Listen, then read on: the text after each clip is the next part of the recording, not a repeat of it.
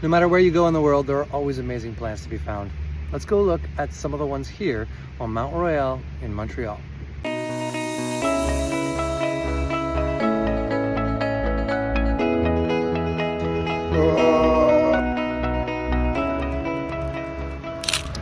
First one we have here is cow parsley. Now this is one that's great for anti-inflammatory qualities, it's got antibacterial qualities, and also the seeds are used as an analgesic to help numb pain. But you do want to be careful with this because there are all kinds of fooler plants that are in the same family, like deadly water hemlock or hogweed, that are quite dangerous. So be careful to identify this one properly.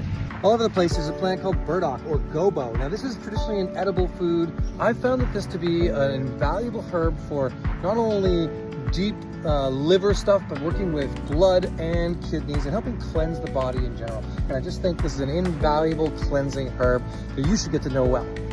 Here's some of those old burrs from the burdock, and you can see this is like Velcro. It like sticks to you, right? It likes to stick to things.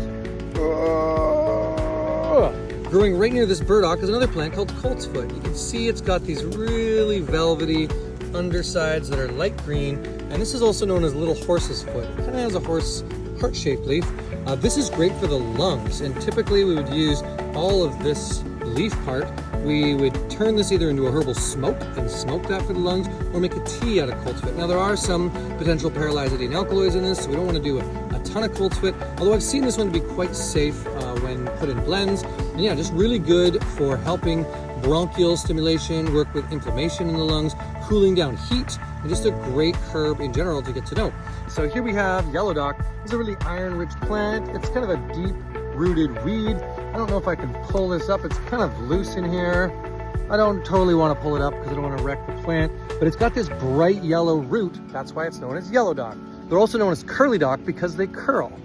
You can see a nice curly leaf. And again, in that dock family, they like to grow by water with those deep roots that are nitrogen fixers. And again, really iron rich. So this is one that women are using who are anemic, but also just a good cleansing herb in general. Slightly laxative, so I've seen this herb used as a bowel tonic and just to help move stuff when we need to get that things moving. You know how that is sometimes. Maybe you do, maybe you don't. It's also very hard to do a herb walk in the city without finding dandelion. Now, you probably know this one, makes great dandelion coffee out of the roots. Another one that's great for the liver, for cleansing blood, and just those flowers also make a nice honey or a wine or a ferment. I've made that a few times. Plus you can blow wishes with them, so they're a magical plant. They also have some antibacterial qualities in the seeds that could be used ground up and put on wounds, as well as the leaves are really good cleansers for the blood and the kidneys, and again, the liver a bit with this plant. So I tend to eat the leaves in the spring as a spring cleanse. Love dandelion. I'm sure you do too. Or maybe you don't.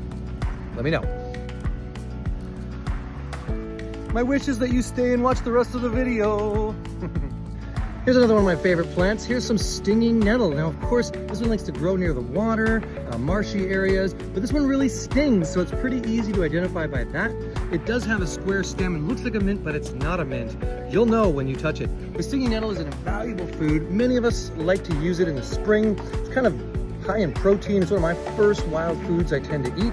Steam it up as a green. Use it instead of spinach or with 50-50 spinach to make spanakoppitas or spinach pies or anything like that. I also tend to put it in my smoothies and just really find this to be not just protein rich, but super mineral and vitally enhancing herb.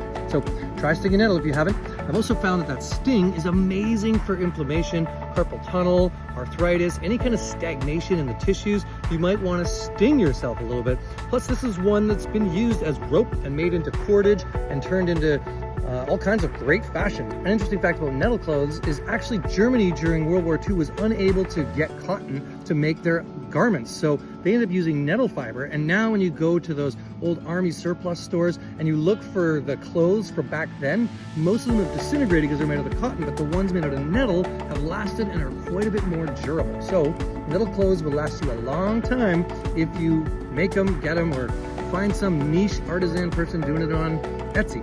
All right. Check out nettle clothes. I think I need to get some more nettle clothes myself so I can be a fashionable herbalist. This is another not so rare and not so endangered medicine in the city. It's called gray squirrel. This is one of those post-apocalyptic medicines that you might need if you get hungry. Just kidding. All right, I just found a nice big black walnut tree, as you can see. Now, this is an anti-parasitic herb where we use the outer hull of the nut and make it into a tincture and use it in the digestive tract for working with all kinds of worms and parasites and bad critters. But right now it's got its male flowers in. I'll give it a little try. Kind of bitter, probably medicine, not food. Bah! Here's a more unique herb I don't often see, one that doesn't really grow around me too much, but this is greater celandine. Now this is also known as devil's milk. There's all kinds of precautions around the sap of this being irritating on the skin. It's also considered a poisonous plant. We shouldn't eat it, but there's a lot of history and use as herbal medicine. So here's one to stimulate the gallbladder and bile production. It's also been used for liver disease, although too much of this, I think it's the alkaloids in it. Usually it's alkaloids. It seems to often be alkaloids that cause kind of liver damage, so too much of it might be dangerous. It's also been used though heavily for digestive ailments, increasing pancreatic enzymes, as well as all kinds of other digestive function like the bile. So one I don't really recommend often for most people, but greater celandine is an invaluable herbal medicine that's in the modern age quite cautionary, and all the websites will probably tell you, don't touch that plant, it's dangerous. Is it though? Maybe a little bit. Here's another invaluable herb known as wall lettuce, and like the name states, it likes to grow on the sides of walls, or in this case, I'm on the edge of a mountain on the side of a cliff. Not a real mountain, but Mount Royal in Montreal, one of these little mountains. And this one has a lot of pain medicine in it. So I've kind of opened some up here. It's the latex in there. Give it a little lick. Wow, really bitter, but it has been used as an extract. And so there's people on YouTube showing you how to make extracts out of wall lettuce. This is one to think about if you're looking for an alternative for pain medication, for something other than over-the-counter or behind-the-counter drugs. So think about wall lettuce, but learn how to extract it properly before you do.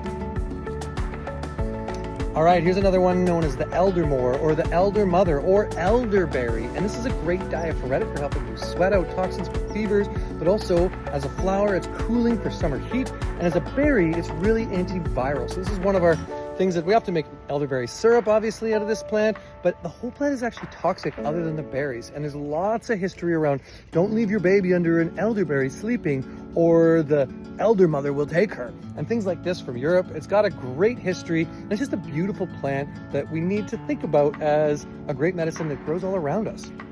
Looks like we got some meadow rue growing here on the side of the trail. And this is one that's been used as a menstrual regulator to actually help women have regular menstruation, but it's also got some anti-inflammatory properties. It's also antibacterial. So this is something used in the colon and in the urinary tract for infection. So you might want to think about rue as a plant to grow or look for when it comes to some of these qualities.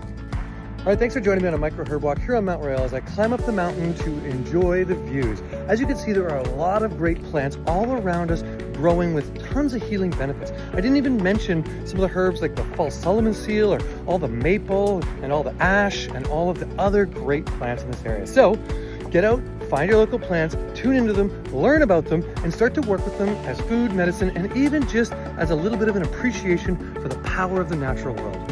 See you next time. Peace.